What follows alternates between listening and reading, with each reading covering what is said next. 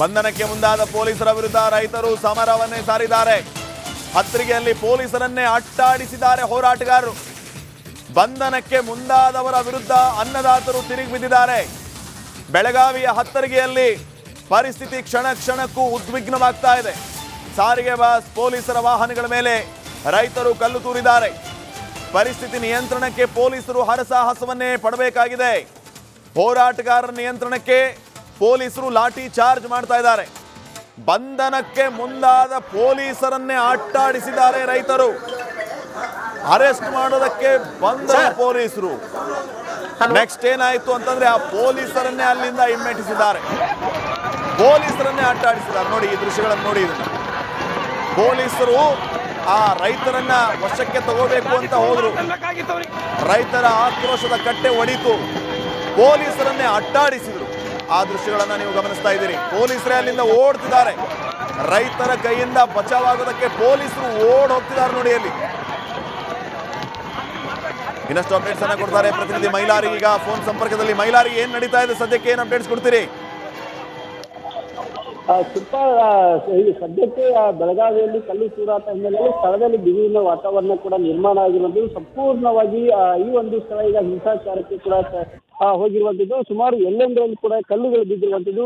ಬಹುತೇಕ ಗಾಡಿಗಳ ಬಸ್ಗಳಿರ್ಬೋದು, ವಾಹನಗಳ ಮೇಲೆ ಕಲ್ಲು ತೂರಾಟ ಕೂಡ ಆಗಿರುವಂಥದ್ದು. ಜೊತೆಗೆ ಪೊಲೀಸರನ್ನ ಕೂಡ ಅಟ್ಟಾಡಿಸಿಕೊಂಡು ಏನು ಕಲ್ಲು ತೂರಾಟ ಮಾಡಿ ಅವರನ್ನ ಕೂಡ ಹಿಮ್ಮೆಟ್ಟಿಸುವಂತ ಕೆಲಸ ಕೂಡ ಇವತ್ತು ಆಯಿತು. ಸದ್ಯಕ್ಕೆ ಏನು ಪರಿಸ್ಥಿತಿ ಇನ್ನೂ ಏನು ತಿಳಿದುಕೊಳ್ಳುವಂತ ಲಕ್ಷಣಗಳೆಲ್ಲ. ರೈತರು ಸಾಕಷ್ಟು ಆಕ್ರೋಶವನ್ನ ವ್ಯಕ್ತಪಡಿಸುತ್ತಿರುವಂಥದ್ದು. ನಮ್ಮನ್ನ ವಶಕ್ಕೆ ಪಡೆಯೋದಕ್ಕೆ ಬಂದಂತ ಅಂದ್ರೆ ರೈತರನ್ನ ವಶಕ್ಕೆ ಪಡೆಯೋದಕ್ಕೆ ಏಕಾಏಕಿ ಪೊಲೀಸರು ಮುಂದಾಗ್ತಾರೆ. ಆ ಒಂದು ಸಂದರ್ಭದಲ್ಲಿ ಈ ರೀತಿಯಾದಂತ ಉದ್ವಿಗ್ನ ಪರಿಸ್ಥಿತಿ ಕೂಡ ಸದ್ಯ ಈಗ ನಿರ್ಮಾಣ ಆಗಿರುವಂಥದ್ದು. ಸ್ಥಳದಲ್ಲಿ ಬಿಗುವಿನ ವಾತಾವರಣ ಕೂಡ ನಿರ್ಮಾಣ ಆಗಿರುವಂಥದ್ದು. ಬಹುತೇಕ ಎಲ್ಲ ಏನು ವಾಹನಗಳನ್ನ ಕೂಡ ನಿಲ್ಲಿಸಿ ಅಂದ್ರೆ ರಾಷ್ಟ್ರೀಯ ಹೆದ್ದಾರಿಯನ್ನ ತಡೆದು ಪ್ರತಿಭಟನೆಯನ್ನ ಕೂಡ ಈಗ ಮಾಡ್ತಿರುವಂಥದ್ದು ಗಮನಿಸುವ. ಸಂಪೂರ್ಣವಾಗಿ ರೈತರು ಈ ಒಂದು ಪ್ರತಿಭಟನೆಯಲ್ಲಿ ಈಗ ಭಾಗಿಯಾಗಿರುವಂಥದ್ದು. ಏಕಾಏಕಿ ರೈತರನ್ನ ವಶಕ್ಕೆ ಪಡೆಯೋದಕ್ಕೆ ಬರ್ತಾರೆ. ಬಂದಂತ ಸಂದರ್ಭದಲ್ಲಿ ರಚಿಸಿದಂತ ರೈತರು ಈಗ ಕಲ್ಲನ್ನ ಎಸೆದಿರುವಂಥದ್ದು. ಪೊಲೀಸರು ಕೂಡ ಓಡಿ ಹೋಗಿ ತಮ್ಮನ್ನ ತಾವು ರಕ್ಷಣೆ ಮಾಡಿಸಿಕೊಳ್ಳುವಂತ ಕೆಲಸ ಕೂಡ ಆಗಿರುವಂಥದ್ದು. ಸದ್ಯ ಸ್ಥಳದಲ್ಲಿ ಬಿಗುವಿನ ವಾತಾವರಣ ಕೂಡ ನಿರ್ಮಾಣ ಆಗಿರುವಂಥದ್ದು. ಬೆಳಗಾವಿ ಜಿಲ್ಲೆ ಹತ್ತರಿಗೆ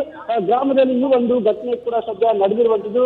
ಸಾಕಷ್ಟು ತೀವ್ರ ಸ್ವರೂಪವನ್ನು ಹಿಂಸಾ ರೂಪವನ್ನು ಕೂಡ ಈಗ ರೈತರ ಹೋರಾಟ ಕೂಡ ಪಡೆದುಕೊಂಡಿರುವಂಥದ್ದು. ಪೊಲೀಸರು ಕೂಡ ರೈತನನ್ನ ಏನು ನಿಯಂತ್ರಿಸುವಲ್ಲಿ ವಿಫಲರಾಗಿರುವುದು ಮತ್ತು ರೈತರು ಸಾಕಷ್ಟು ಸಂಖ್ಯೆಯಲ್ಲಿ ಸೇರಿದ್ದಾರೆ. ಆದರೆ ಸಕಾಲ ಸಂಖ್ಯೆಯಲ್ಲಿ ರೈತರು ಸೇರಿದ್ರು ಕೂಡ ಇಲ್ಲಿ ಸರಿಯಾದಂತ ಭದ್ರತೆ ವ್ಯವಸ್ಥೆಯನ್ನ ಕೂಡ ಇಲ್ಲಿ ಪೊಲೀಸರು ಮಾಡಿಲ್ಲ. ಹಾಗಾಗಿ ಈ ರೀತಿಯಾದಂತಹ ಸಮಸ್ಯೆಗೆ ಪೊಲೀಸರು ಹೊಣೆಗಾರಿಕೆಯನ್ನು ಹೊರಬೇಕಾಗುತ್ತೆ ಅನ್ನೋದನ್ನ ಕೂಡ ಇಲ್ಲಿ ಗಮನಿಸಬೇಕಾಗ್ತದೆ. ಸಾವಿರಾರು ಸಂಖ್ಯೆಯಲ್ಲಿ ರೈತರು ಏಕಾಏಕಿ ಜಮಾಯಿಸ್ತಾರೆ. ಅದಕ್ಕೆ ಬೇಕಾದಂತಹ ಸಿದ್ಧತೆಯನ್ನು ಮಾಡ್ಕೋಬೇಕು. ಅದಕ್ಕೆ ಬೇಕಾದಂತಹ ಭದ್ರತೆಯನ್ನ ಪೊಲೀಸರು ಕೈಗೊಳ್ಳಬೇಕಿತ್ತು. ಆದರೆ ನಿರ್ಲಕ್ಷ್ಯವನ್ನ ತೋರಿದ್ದಾರೆ. ಹೀಗಾಗಿ ರಸ್ತೆ ಪಕ್ಕದಲ್ಲೇ ರಾಷ್ಟ್ರೀಯ ಹೆದ್ದಾರಿ ಪಕ್ಕದಲ್ಲೇ ಇಲ್ಲಿ ಪ್ರತಿಭಟನೆಯನ್ನ ಮಾಡ್ತಿದ್ರು ಕೂಡ ಸಾಕಷ್ಟು ರೈತರು ಬಂದಿದ್ರು ಕೂಡ ಇಲ್ಲಿ ಅದನ್ನ ನಿರ್ಲಕ್ಷ್ಯ ಮಾಡುವಂತ ಕೆಲಸವನ್ನ ಪೊಲೀಸರು ಏನು ಮಾಡಿದ್ದಾರೆ ಅನ್ನೋ ಮಾಹಿತಿ ಕೂಡ ಇರುವಂಥದ್ದು. ಹಾಗಾಗಿ ಮತ್ತೆ ಏಕಾಏಕಿ ಅವರನ್ನ ಮನವೊಲಿಸಿ ಅವರನ್ನ ಏನು ಒಳಗಡೆ ಹಾಕ್ಬೇಕಿತ್ತು. ಆದ್ರೆ ಅವರನ್ನ ವಶಕ್ಕೆ ಪಡೆಯುವಂತ ಕೆಲಸ ಆಗತ್ತೆ. ಕೆಲಸ ಆದಂತ ಸಂದರ್ಭದಲ್ಲಿ ಹೊತ್ತಿಗೆದ್ದಂತ ಪೊಲೀಸರು ಆಕ್ರೋಶವನ್ನ ಏನು ಇಲ್ಲಿರುವಂತ ರೈತರು ಆಕ್ರೋಶವನ್ನ ವ್ಯಕ್ತಪಡಿಸಿದ್ರು. ಜೊತೆಗೆ ಅಲ್ಲಿ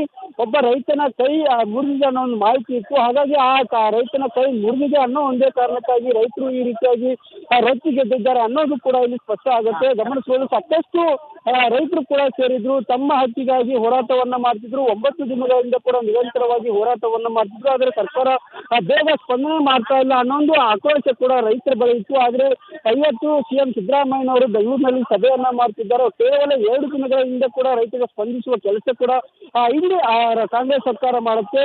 8 ಮತ್ತು 9ನೇ ದಿನಕ್ಕೆ ರೈತರನ್ನ ಭೇಟಿ ಆಗೋದಕ್ಕೆ ಇಲ್ಲಿ ಸಚಿವರು ಬರ್ತಾರೆ. ಆದ್ರೆ 4-5 ದಿನ ಕಳೆದ್ರು, 4-5 ದಿನ ಹೋರಾಟ ಮಾಡಿದ್ರು ಕೂಡ ಇಲ್ಲಿ ಯಾರು ಕೂಡ ಅಲ್ಲಿ ಬರೋದಿಲ್ಲ. ಇದರಿಂದ ಸಾಕಷ್ಟು ರೈತರು ರೊಚ್ಚಿಗೆ ಹೇಳ್ತಾರೆ.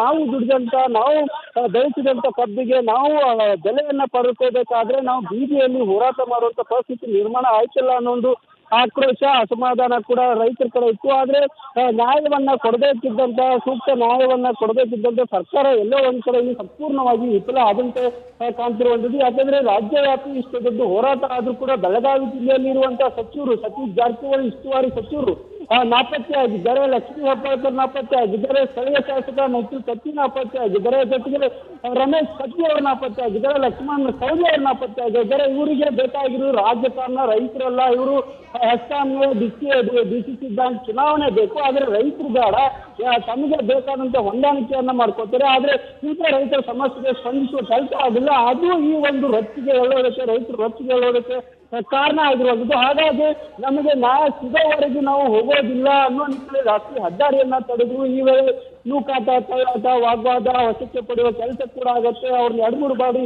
ರಸ್ತೆಯಿಂದ ಪಕ್ಕಕ್ಕೆ ಸರಿಸಿದ್ರು ಕೂಡ ಮತ್ತೆ ಮಳೆ ರೈತರು ಇಲ್ಲಿ ಬರ್ತಾ ಇದ್ರು. ಅವಾಗಲಾದ್ರೂ ಪೊಲೀಸರು ಎಚ್ಚೆತ್ಕೊಳ್ಬೇಕಿದ್ರು, ಆಗ್ಲೂ ಕೂಡ ಪೊಲೀಸರು ಎಚ್ಚೆತ್ಕೊಳ್ಳಿಲ್ಲ. ಹಾಗಾಗಿ ರೈತರು ಈ ರೀತಿಯಾದಂತ ರೈತರು ಈ ರೀತಿಯಾದಂತ ನಿರ್ಧಾರಕ್ಕೆ ಬಂದಿರಬಹುದು ಅನ್ನೋ ನಿಟ್ಟಿನಲ್ಲಿ ಕೂಡ ಈಗ ನೋಡ್ಬೋದು. ಸಂಪೂರ್ಣವಾಗಿ ರಾಷ್ಟ್ರೀಯ ಹೆದ್ದಾರಿ ತುಂಬೆಲ್ಲ ಕೂಡ ಕಲ್ಲುಗಳು ಬಿದ್ದಿರುವಂಥದ್ದು. ನಮಗೆ ನ್ಯಾಯವನ್ನ ಕೊಡಲೇಬೇಕು ಅನ್ನೋ ನಿಟ್ಟಿನಲ್ಲಿ ಸಾಕಷ್ಟು ರೈತರು ಕೂಡ ಒತ್ತಾಯವನ್ನ ಮಾಡ್ತಿರುವಂಥದ್ದು. ಆದ್ರೆ ಸರಿಯಾಗಿ ಸ್ಪಂದಿಸಿದ್ರೆ, ಸರ್ಕಾರ ಸ್ಪಂದಿಸಿದ್ರೆ, ಸ್ಥಳೀಯ ಶಾಸಕರು ಸ್ಪಂದಿಸಿದ್ರೆ ಈ ರೀತಿಯಾದಂತ ಸಮಸ್ಯೆ ಆಗ್ತಿರಲಿಲ್ಲ.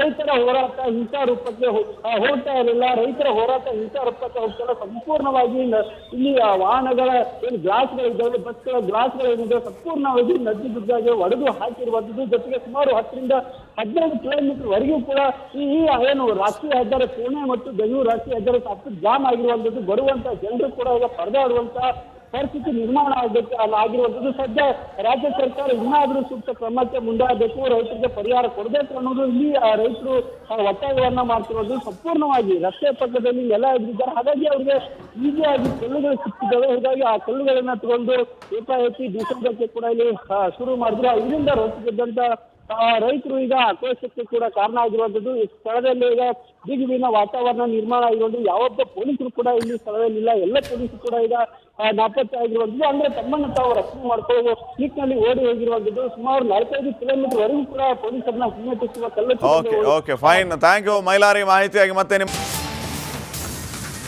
ಬಂಧನಕ್ಕೆ ಮುಂದಾದ ಪೊಲೀಸರ ವಿರುದ್ಧ ರೈತರು ಸಮರವನ್ನೇ ಸಾರಿದ್ದಾರೆ. ಹತ್ತರಿಗೆಯಲ್ಲಿ ಪೊಲೀಸರನ್ನೇ ಅಟ್ಟಾಡಿಸಿದ್ದಾರೆ ಹೋರಾಟಗಾರರು. ಬಂಧನಕ್ಕೆ ಮುಂದಾದವರ ವಿರುದ್ಧ ಅನ್ನದಾತರು ತಿರುಗಿ ಬಿದ್ದಿದ್ದಾರೆ. ಬೆಳಗಾವಿಯ ಹತ್ತರಿಗೆಯಲ್ಲಿ ಪರಿಸ್ಥಿತಿ ಕ್ಷಣ ಕ್ಷಣಕ್ಕೂ ಉದ್ವಿಗ್ನವಾಗ್ತಾ ಇದೆ. ಸಾರಿಗೆ ಬಸ್, ಪೊಲೀಸರ ವಾಹನಗಳ ಮೇಲೆ ರೈತರು ಕಲ್ಲು ತೂರಿದ್ದಾರೆ. ಪರಿಸ್ಥಿತಿ ನಿಯಂತ್ರಣಕ್ಕೆ ಪೊಲೀಸರು ಹರಸಾಹಸವನ್ನೇ ಪಡಬೇಕಾಗಿದೆ. ಹೋರಾಟಗಾರರ ನಿಯಂತ್ರಣಕ್ಕೆ ಪೊಲೀಸರು ಲಾಠಿ ಚಾರ್ಜ್ ಮಾಡ್ತಾ ಇದ್ದಾರೆ. ಬಂಧನಕ್ಕೆ ಮುಂದಾದ ಪೊಲೀಸರನ್ನೇ ಅಟ್ಟಾಡಿಸಿದ್ದಾರೆ ರೈತರು. ಅರೆಸ್ಟ್ ಮಾಡೋದಕ್ಕೆ ಬಂದ ಪೊಲೀಸರು ನೆಕ್ಸ್ಟ್ ಏನಾಯ್ತು ಅಂತಂದ್ರೆ ಆ ಪೊಲೀಸರನ್ನೇ ಅಲ್ಲಿಂದ ಹಿಮ್ಮೆಟ್ಟಿಸಿದ್ದಾರೆ. ಪೊಲೀಸರನ್ನೇ ಅಟ್ಟಾಡಿಸಿದ್ದಾರೆ. ನೋಡಿ ಈ ದೃಶ್ಯಗಳನ್ನು ನೋಡಿ. ಪೊಲೀಸರು ಆ ರೈತರನ್ನ ವಶಕ್ಕೆ ತಗೋಬೇಕು ಅಂತ ಹೋದ್ರು. ರೈತರ ಆಕ್ರೋಶದ ಕಟ್ಟೆ ಒಡಿತು. ಪೊಲೀಸರನ್ನೇ ಅಟ್ಟಾಡಿಸಿದ್ರು. ಆ ದೃಶ್ಯಗಳನ್ನ ನೀವು ಗಮನಿಸ್ತಾ ಇದ್ದೀರಿ. ಪೊಲೀಸರೇ ಅಲ್ಲಿಂದ ಓಡ್ತಿದ್ದಾರೆ. ರೈತರ ಕೈಯಿಂದ ಬಚಾವಾಗೋದಕ್ಕೆ ಪೊಲೀಸರು ಓಡ್ ಹೋಗ್ತಿದ್ದಾರೆ ನೋಡಿ ಅಲ್ಲಿ. ಇನ್ನಷ್ಟು ಅಪ್ಡೇಟ್ಸ್ ಅನ್ನ ಕೊಡ್ತಾರೆ ಪ್ರತಿನಿಧಿ ಮೈಲಾರಿ ಈಗ ಫೋನ್ ಸಂಪರ್ಕದಲ್ಲಿ. ಮೈಲಾರಿ, ಏನ್ ನಡೀತಾ ಇದೆ ಸದ್ಯಕ್ಕೆ, ಏನ್ ಅಪ್ಡೇಟ್ಸ್ ಕೊಡ್ತೀರಿ? ಸದ್ಯಕ್ಕೆ ಬೆಳಗಾವಿಯಲ್ಲಿ ಕಲ್ಲು ತೂರಾಟ ಹಿನ್ನೆಲೆಯಲ್ಲಿ ಸ್ಥಳದಲ್ಲಿ ಬಿಗುವಿನ ವಾತಾವರಣ ಕೂಡ ನಿರ್ಮಾಣ ಆಗಿರುವಂಥದ್ದು. ಸಂಪೂರ್ಣವಾಗಿ ಈ ಒಂದು ಸ್ಥಳ ಈಗ ಹಿಂಸಾಚಾರಕ್ಕೆ ಕೂಡ ಹೋಗಿರುವಂಥದ್ದು. ಸುಮಾರು ಎಲ್ಲೆಂದರಲ್ಲಿ ಕೂಡ ಕಲ್ಲುಗಳು ಬಿದ್ದಿರುವಂಥದ್ದು.